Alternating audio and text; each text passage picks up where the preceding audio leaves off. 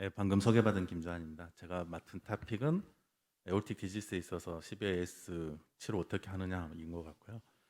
케이스는 91세 남자 환자였습니다. 디스미얼 주소로 내원했었고, 안자이나도 있었고, 에코를 했었는데 CBAS 프레저그랜트 87 나왔던 환자입니다. 근데 프리탑 이블레이션 하려고 보니까 압도미널 레오타에 6cm 정도의 스로모틱 어누리즘 있고 다일레이션 있고요. 더구나 이렇게 렉이라고 해야 되나요? 프록시말 렉은 또 이렇게 앵귤레이션이 돼 있어서 에바를 하게 되더라도 이렇게 꾹 구부러질 가능성이 높은 이런 상태였었고요. 일단 저는 먼저 타비를 먼저 했었습니다. 이제 이때 이제 시스는 어차피 이제 에바 사이트를 지나가서 시스가 들어갔고, 이제 문제는 벌룬을 하는 데 있어서 처음에 벌룬을 밀더라도 텐전이 이제 밑쪽으로 좀 가면서 잘 안 들어가서 스몰 벌룬을 먼저 한번 하고, 두 번째 25mm 벌룬 한 다음에 34mm 에볼 R을 넣었습니다. 그래서 상태는 이 정도에서 깊이는 만족하고요. 결과는 좋았었습니다. 그리고 이제 한 일주일 후에 이제 다시 에반을 시행했고요. 생각보다는 앵귤레이션이 잘 이렇게 심하진 않아서 이렇게 잘 펴진 것 같고, 그래서 에반은 잘 마칠 수 있었습니다. 그래서 이 환자는 에올틱 밸브에 트리플 A가 있고 시비어 에올틱 스테노시스에서 먼저 타비를 하고 그 다음에 에바를 시행했고, 큰 문제 없이 성공적으로 됐던, 그래서 흔히 보시는 케이스일 겁니다. 두 번째 케이스는 83세 남자 환자고요. 디스미아로 내원했었고 전에 RCA하고 PDA에다가 PCR을 했었던 환자입니다. 시비어 에올틱 스테노시스고 이번에 프로젠트는 51 정도 돼서 정도이고, 로우 익스트리시티에서도 발인데, 아까 치매했던 환자는 이 에바를 했을 때 앵귤레이션이 걱정인데, 여기는 이제 일리아 아터리까지 다 인볼브 돼 있고, 그 다음에 굉장히 좀 휴지한 상태이고요. 페리페럴 아터리도 굉장히 좀 많이 꼬여 있는 이런 상태였습니다.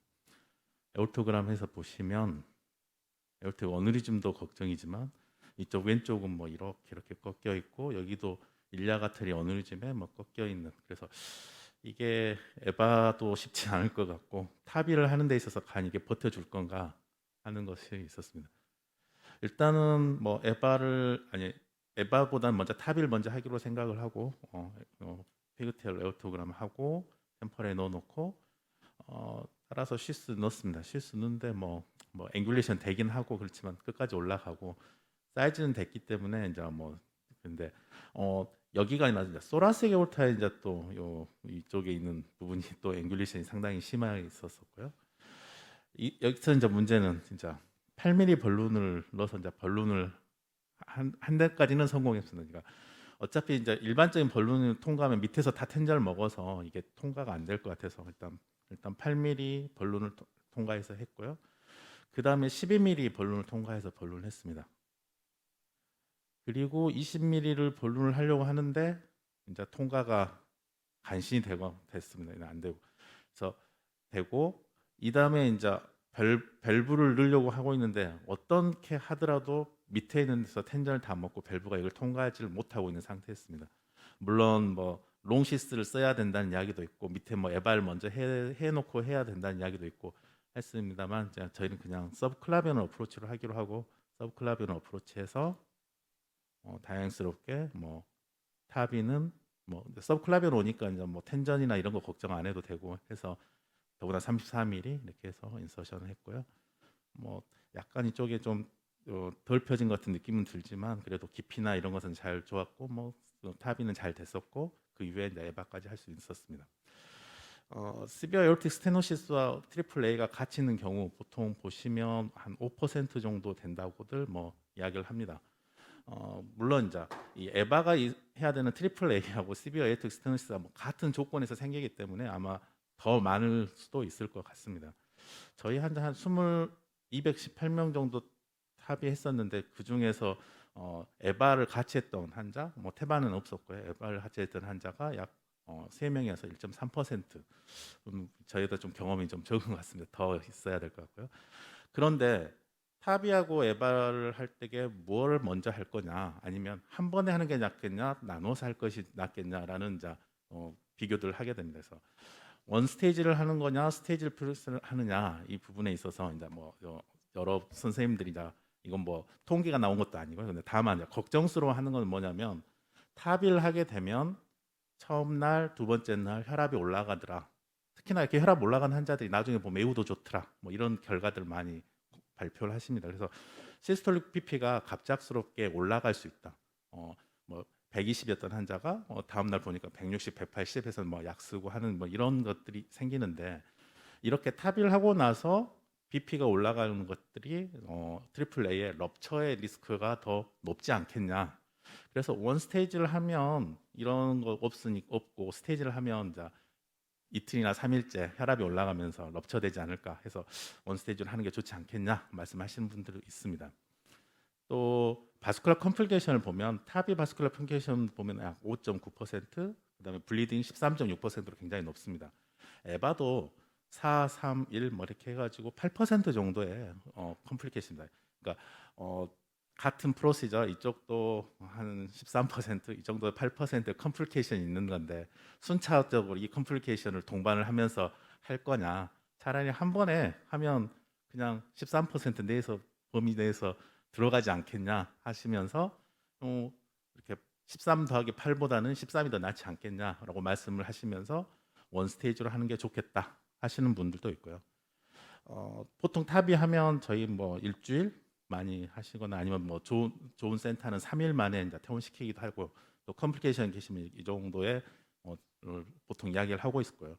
에바도 마찬가지죠. 뭐 어떤 센터는 열 나기 전에 보내는 뭐 센터도 있지만 뭐 대부분은 이제 3, 4일 열 나는 거 기다려 봤다가 안 나면 퇴원시키는 경우가 있는데 이게 두 개를 합치면 어떻게 보면 보름이 넘어가는데 차라리 원 스테이지로 하는 게 낫지 않겠냐라고 합니다. 물론 이제 오퍼레이션 타임도 이제 이거 그러면 둘 중에 뭘 먼저 할 것이냐 뭐 여러 가지 보고들을 하고 보면 여기 보시면 16개 중에서 13센터는 탑을 먼저 했었습니다. 그다음에 3개 센터에서는 에바를 먼저 했고요. 그래서 탑을 먼저 하는 게 대부분의 대세인 것 같아요. 에바보다 탑을 먼저 하고 그 다음에 에바 하는 것이 대세인 건데 그러면 무엇이 더 좋을 것이냐 또 이제 다시 이렇게 이제 이야기를 하다 보면 디스탈 엠볼라이제이션이 생길 수 있는 확률, 탑을 먼저 했을 때 디스탈 엠볼라이제이션 확률이 더 높죠. 에바를 먼저 했을 때 디스탈 엠볼라이제이션 될 확률이 좀 떨어지죠. 왜냐하면 탑을 하면서 밀다 보면은 이제 그 에바나 테바 지역에 이제 건드리기 때문에 그래서 에바가 먼저 하는 게 디스탈 엠볼라이제이션을 더 줄일 수 않겠냐. 그다음에 프로시저 중에서 에오틱 디스색이나 에오틱 럽처가 생길 수 있는 확률에 대해서도 에바를 먼저 하는 게 더 적지 않겠냐. 그다음에 에오토 일리악 프로세스를 할 수 있는 것에 있어서 이제 디스클로스 문제가 생길 수 있는 것도 에바가 먼저 할 때 생길 수 있겠고요. 그런데 이제 또 리커버리 프론트 카디오제닉 쇼크, 그러니까 에바 후에 카디오제닉 쇼크가 왔을 때 이게 해결할 수 있겠냐 할 때에는 탑의를 한 것이 더 쉽지 에바를 먼저 하는 것은 좀 더 어려울 수 있겠죠. 그다음에 로컬 스트롬보시스는 에바를 먼저 한 것이 더 많은 것. 그래서 뭐 어떤 장점을 보면 탑의가 더 좋을 수도 있고 어떤 장점을 보면 에바가 더 먼저 하는 것이 좋을 수도 있을 것 같습니다.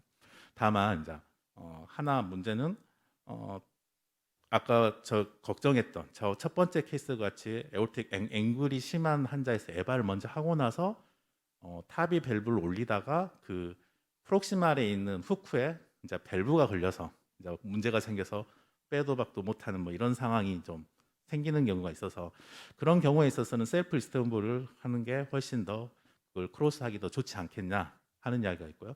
그러면 이제 벌론 익스펀드블 하는 입장에서는 그래 갖고 걸리면 살짝 벌론 해가지고 옆으로 뺀 다음에 올렸다 벌론 빼고 다시 올라가면 된다라고 이야기를 하시는 선생님들도 있습니다. 이걸 감수하면서까지 먼저 에바를 하고 그 앵귤레이션을 다시 벌룬 익스퍼블을 통과하실지는 어쩌긴 모르겠지만 그런 방법도 있다고 합니다. 소라식 에올타 같은 경우에 있어서는 사실은 소라식 에올타에 있어서는 조절이 가능한 벌룬 익스퍼블을 사용하는 게 좋겠다. 소라식 에올타 어센딩 소라식 에올타에 어누리즘이 있으면 셀프 익스퍼블은 이제 컨트롤하기 좀 힘드니까 라고 이야기를 합니다.